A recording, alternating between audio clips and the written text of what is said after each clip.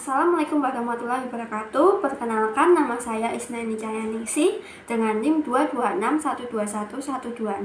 Di sini saya akan menjawab pertanyaan dari UTS Metodologi Studi Islam yang dimulai dari pertanyaan pertama, yaitu mengenai tanggapan terhadap tuduhan bahwa Islam adalah buatan Nabi Muhammad dan hasil modifikasi dari Yahudi. Bukti konkret yang pertama yaitu penciptaan langit dan bumi dalam 6 hari. Konsep ini tidak hanya dalam Islam dan Yahudi, tetapi juga dalam Kristen. Al-Quran memberikan detail unik tentang tahapan penciptaan. Contohnya dalam surah Al-A'raf ayat 54 dan Al-Fussilat ayat 9. Selanjutnya, yang kedua, mengenai hari suci dalam sepekan. Meskipun Yahudi itu menganggap Sabtu sebagai hari istirahat total, namun dalam Islam Jumat adalah hari ibadah dan refleksi diri. Nah, perbedaan esensial ini menunjukkan bahwa Jumat bukan sekedar tiruan dari hari Sabtu di Yahudi. Yang ketiga, mengenai kemiripan kosakata dalam Al-Quran dan kitab Yahudi. Kesamaan kosakata bukan berarti pencipraan. Islam dan Yahudi berasal dari akar yang sama, tetapi Al-Quran sering memberikan makna dan konteks baru pada istilah tersebut. Yang selanjutnya mengenai perjalanan Nabi Muhammad ke Syam. Meskipun Nabi Muhammad pernah berdagang ke Syam, tidak ada bukti bahwa beliau mempelajari agama Yahudi secara mendalam di sana. Al-Quran diwahyukan sebagai sumber ilmu yang otentik. Nah, yang kelima mengenai kesamaan dan perbedaan Islam dan Yahudi. Jadi keduanya itu merupakan monoteistik dan menyembah Tuhan yang sama. Keduanya juga menjalankan sunat sejak zaman Nabi Ibrahim. Selain itu, Islam memiliki sholat 5 waktu, namun Yahudi menjalankan tefilah 3 kali sehari. Selanjutnya juga mengenai konsep halal. Dalam Islam mirip dengan kosher dalam Yahudi. Dan Islam berpuasa di bulan Ramadan, sedangkan Yahudi berpuasa saat Yom Kippur dan beberapa hari lain. Masjid dan sinagog memiliki kemiripan. Dan yang terakhir, Islam melaksanakan haji di Mekah, sementara Yahudi memiliki tradisi serupa di Yerusalem. Jadi, kesamaan ini bukan bukti plagiarisme, melainkan karena keduanya memiliki akar dalam ajaran Nabi Ibrahim. Namun perbedaan fundamental dalam praktik dan ajaran itu menunjukkan bahwa Islam bukan sekadar modifikasi dari Yahudi. Selanjutnya, untuk soal yang kedua mengenai permasalahan yang telah diberikan, bagaimana metode dan metodologi yang tepat yang harus dilakukan. Jadi untuk menyelesaikan masalah itu dengan bijak, suami dapat menerapkan beberapa metode yang berfokus pada komunikasi, negosiasi, dan pencarian solusi alternatif. Metode yang dapat digunakan yang pertama, komunikasi terbuka dan empati. Suami perlu berbicara jujur dengan istrinya tentang kendala dia mendapatkan kelapa muda serta mendengarkan keinginannya dengan empati agar kekecewaannya itu dapat diminimalkan. Selanjutnya yang kedua, dengan negosiasi dan kompromi.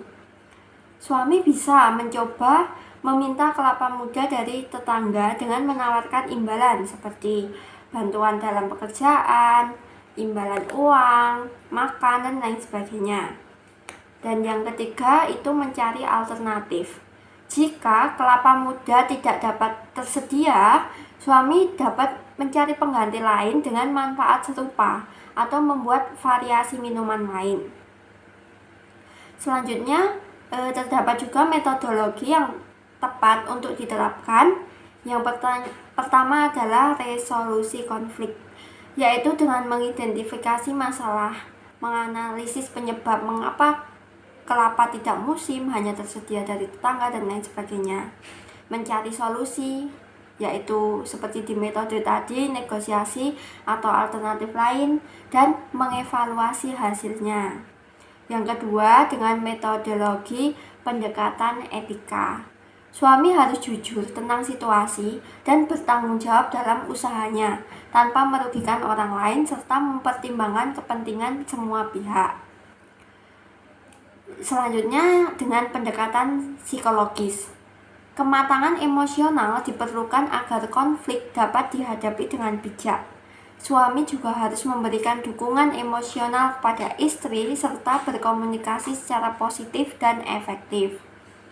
Nah, dengan menerapkan beberapa strategi ini, suami dapat mengelola situasi dengan bijaksana. Selain itu juga menjaga keharmonisan rumah tangga serta memenuhi kebutuhan istri dengan cara yang terbaik. Selanjutnya menjawab soal nomor 3 mengenai peta konsep metodologi studi Islam atau MSI dan potensi Islam sebagai ilmu pengetahuan.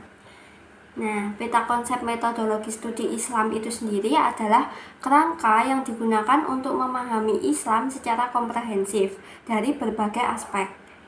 MSI memberikan bekal pengalaman dan metodologi dalam mempelajari Islam. Sebelumnya, elemen-elemen utama dalam peta konsep MSI itu meliputi yang pertama, Islam sebagai sumber ajaran, yaitu Al-Quran dan As-Sunnah. Yang kedua, Islam sebagai pemahaman, yaitu mempelajari bagaimana ajaran Islam itu dipahami dan diinterpretasikan oleh ulama.